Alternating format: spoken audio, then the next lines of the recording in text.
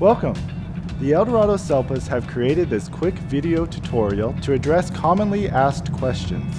Following the tutorial, we encourage you to explore our professional learning catalog by scanning the QR code at the bottom of the screen. Let's get started.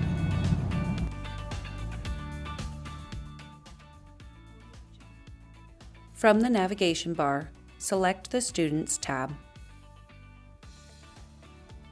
Click on the student record icon. Select the CalPAD student page from the drop-down box. Select the Overdue meeting type. Select the appropriate meeting delay code.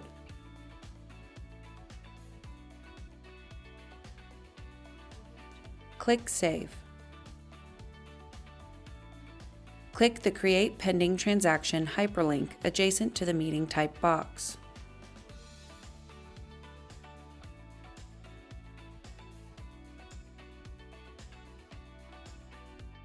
Thank you for learning with us.